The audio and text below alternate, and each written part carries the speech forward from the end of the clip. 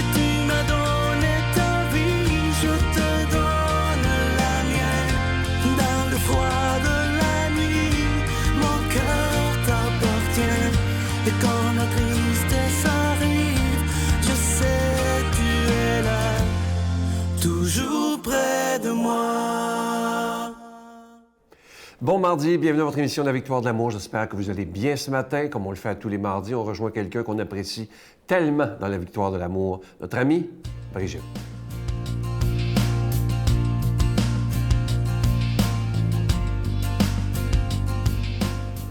Bon matin, tous et toutes. Bon matin de l'Avent. L'Avent, vous savez, je dirais que c'est une période spéciale.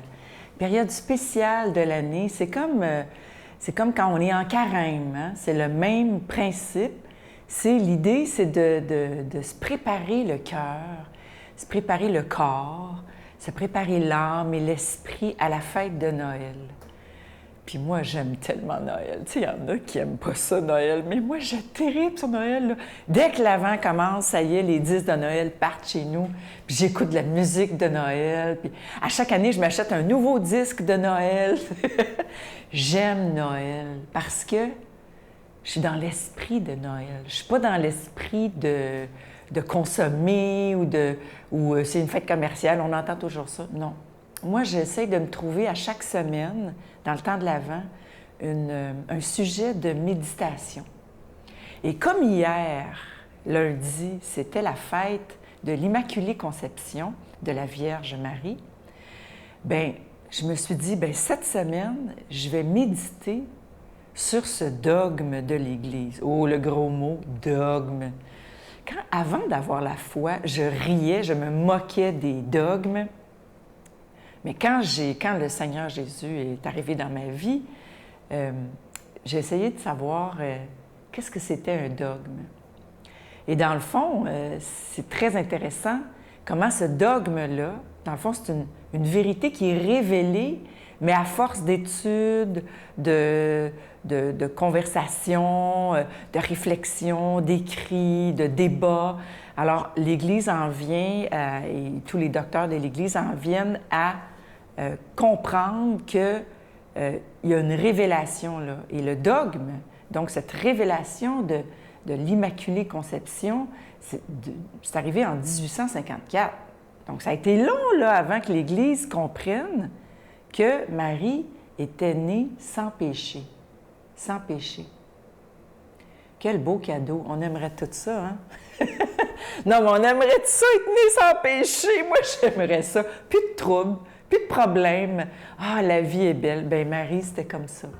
Marie était née sans péché, mais elle a eu du trouble pareil. Elle a souffert quand même. Hein? Elle a souffert quand même. Mais vous savez que 4 ans après cet établissement du dogme, de façon officielle, le pape décide, OK, la Vierge est née sans péché.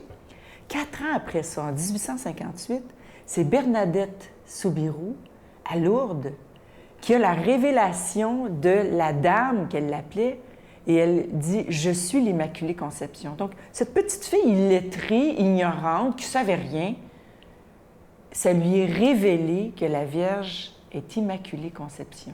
Donc, ça a été comme une confirmation que c'était vrai. Oui, la Vierge était vraiment née de façon immaculée. Quelle belle réflexion. Et elle se sert d'une petite fille toute simple. Puis c'est comme ça, notre Seigneur. C'est dans la simplicité. Méditons là-dessus cette semaine. Amen. Notre Père qui es aux cieux, que ton nom soit sanctifié, que ton règne vienne, que ta volonté soit faite sur la terre comme au ciel. Donne-nous aujourd'hui notre pain de ce jour. Pardonne-nous nos offenses comme nous pardonnons à ceux qui nous ont offensés. Ne nous laisse pas entrer en tentation, mais délivre-nous du mal, car c'est à toi qu'appartient le règne, la puissance et la gloire pour les siècles des siècles. Amen. Feliz Navidad, próspero año y felicidad. Noel, voici le Rédempteur. Célébrons ses louanges.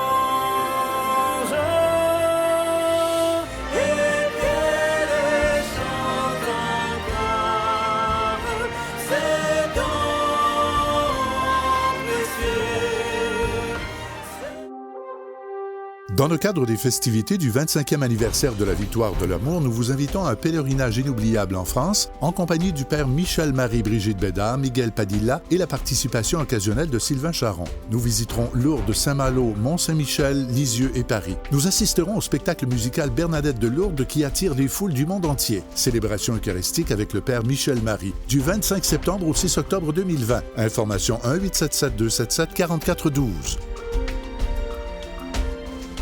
Je suis tellement content de vous parler de ce magnifique cadeau du mois pour le mois de décembre. Il s'agit d'une exclusivité de la Victoire de l'Amour. Regardez bien à l'écran, il est absolument magnifique. Il s'agit du pendentif de la Vierge Marie et l'enfant. Et au bout du pendentif, il y a un beau petit zircon qui représente l'étoile de Bethléem. Ce véritable bijou, il est plaqué nickel argenté, de très grande qualité. Il est fabriqué au Québec, sur mesure pour nous. Vous ne le trouverez pas en magasin. Et je veux les remercier parce qu'ils ont vraiment beaucoup de talent, ces artisans. Et comme d'habitude, vous le recevrez avec un don de 25 $. Si vous en voulez deux, parce que ça se donne bien en cadeau en cette période des fêtes, c'est avec un don de 40 $. Et vous recevrez également un reçu pour fin d'impôt. Et je prends le temps de vous dire merci de tout mon cœur et au nom de toute l'équipe de votre don tout spécial en cette période de Noël. C'est un peu comme si vous faisiez un cadeau de Noël à Jésus à lui-même pour que sa parole soit annoncée. Je vous donne l'adresse. La Victoire de l'Amour, case postale 120, succursale Boucherville à Boucherville, le J4B 5E6, je vous la redonne. La Victoire de l'Amour, case postale 120, succursale Boucherville à Boucherville, le J4B 5E6. Également par téléphone par carte de crédit du lundi au vendredi de 8h30 à 16h30 dans le 514-523-4433, 523-4433 ou sans frais le 1-888-811-9291, 1-888-811-9291 et aussi sur notre site Internet, le www.lavictoiredelamour.org. Et je vous rappelle que lorsque vous faites votre don par Internet, c'est très, très rapide, sécure et efficace. Et merci aussi de vous rappeler que lorsque vous faites un don à la Victoire de l'Amour, vous devenez des protecteurs de la foi.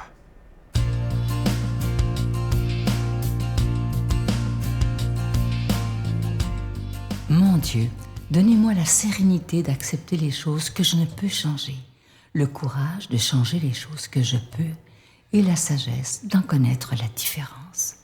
Amen. Aujourd'hui, la parole de Dieu est proclamée par quelqu'un qu'on apprécie beaucoup de Paris, le bon père Michel-Marie.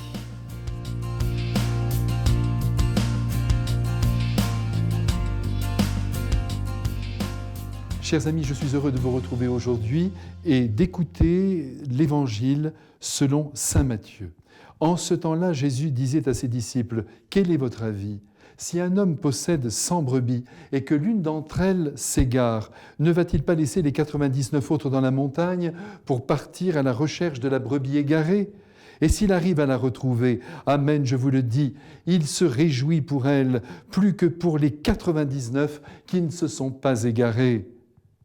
Ainsi, votre Père qui est aux cieux ne veut pas qu'un seul de ses petits soit perdu. » Mes frères bien-aimés, vous l'aurez remarqué avec moi, Jésus s'adresse aujourd'hui à ses disciples, à ceux qui lui accordent toute confiance. Et donc à vous qui m'écoutez, et bien sûr, il s'adresse aussi à moi. Cela dit, ce matin, l'enseignement du Christ se revêt d'une importance particulière, car il nous fait comprendre d'une manière imagée toute la mission du Christ. Vous connaissez ce mot recueilli par saint Jean, « Je suis venu pour sauver ce qui est perdu ». Eh bien, comprenons bien que l'incarnation de Dieu n'a pas eu d'autre motif que de venir sauver les hommes, c'est-à-dire ceux qui ne le connaissent pas, ceux qui ne connaissent pas l'amour de Dieu et ceux qui, croyant, pensent connaître Dieu, mais s'en font une image déformée. Vous m'avez donc bien compris, Jésus porte bien son nom. Il est le sauveur de chaque homme, de chaque être vivant. Si la naissance de Jésus a eu lieu il y a un peu plus de 2000 ans, l'homme, lui, aurait surgi de la terre il y a à peu près 2 millions d'années. Eh bien, si cela est vrai, je puis vous dire que depuis 2 millions d'années, l'homme ne cessant pas de se perdre sur des chemins de traverse, Dieu le Père, Dieu le Fils, Dieu le Saint-Esprit, n'ont pas cessé de pleurer sur son destin tragique et ont désiré venir le récupérer dans les ravins où il se perdait. Ne soyons donc pas étonnés que Jésus affirme aujourd'hui que les 99 brebis bien rangées dans l'enclos ne le préoccupent guère. Et à la lumière de cet enseignement, il faudrait ajouter, sans crainte de se tromper, que les chrétiens, aujourd'hui, rassemblés dans les églises, aimant sincèrement le Christ, ne sont pas sa préoccupation première, car s'ils communient à son précieux corps, et si l'Évangile est devenu leur charte de vie, ils vivent donc de l'Esprit de Dieu et sont donc dans la lumière. Cependant, permettez-moi tout de suite d'ajouter ce mot de Péguy qui vient rassurer tout de même les cœurs les plus croyants.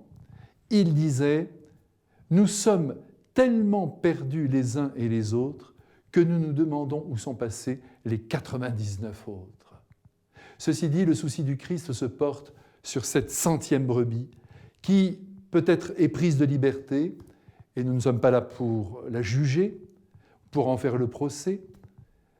Elle a pensé qu'elle pourrait s'en sortir toute seule, c'est-à-dire sans l'aide de Dieu ou de quiconque, et elle s'en est allée dans la forêt du monde, gambadée comme une folle. Alors qu'il soit bien entendu que Jésus, ne jugeant jamais personne, et permettez-moi au passage de vous dire qu'il nous demande d'en faire autant, s'en est allé chercher la petite insolente, tout simplement parce que cette petite brebis, eh bien, c'est son enfant. Oui, qu'importe ce qu'elle a fait, qu'importe ce qu'elle pense, qu'importe ses dispositions personnelles, fussent-elles mauvaises, il la veut contre son cœur. Il ne veut pas qu'elle s'égare à jamais, et tout de suite, il se met en route pour aller la chercher.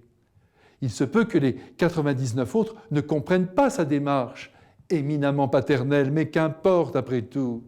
Jésus veut que le troupeau tout entier soit enfin rassemblé et que personne ne manque à l'appel.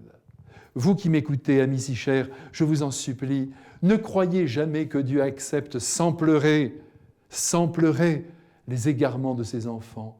Il veut les sauver, il veut nous sauver. Et quant au chapitre 25e de l'Évangile selon saint Matthieu, Jésus nous décrit la scène finale. Les boucs à gauche et les brebis à droite. Il n'est pas en train de nous décrire l'air dégagé, la perdition des uns et la félicité des autres qui adviendra. Non, il espère de tout son être qu'avec cette mise en garde, personne ne se perdra éternellement. Dans cet évangile, nous voyons que pour être sauvé, il suffit d'avoir aimé dans sa vie, peut-être même une seule fois, et Jésus l'a vu, une fois de manière concrète, c'est-à-dire d'avoir un jour aimé quelqu'un plus qu'on ne s'est aimé soi-même. Donc comprenons bien que Jésus nous veut sensibles à celui ou à celle qui choisit de construire sa vie loin de toute transcendance, prenant ainsi le risque de s'égarer dans la pure matière. Avec vous, je demande au ciel de bénir tous les hommes de la terre, au nom du Père et du Fils et du Saint-Esprit. Amen. Je vous salue Marie, pleine de grâce. Le Seigneur est avec vous. Vous êtes bénie entre toutes les femmes, et Jésus, le fruit de vos entrailles, est béni. Sainte Marie, Mère de Dieu, priez pour nous pauvres pécheurs, maintenant et à l'heure de notre mort. Amen.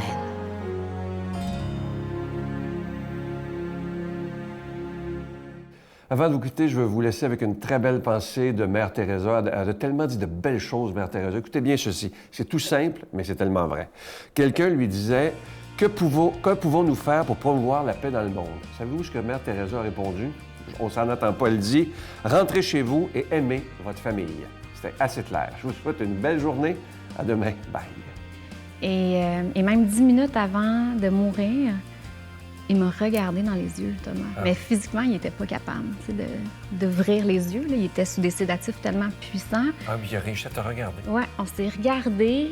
Donc, physiquement, c'était comme impossible. Puis dans ce regard-là, c'était comme s'il me disait « espoir ».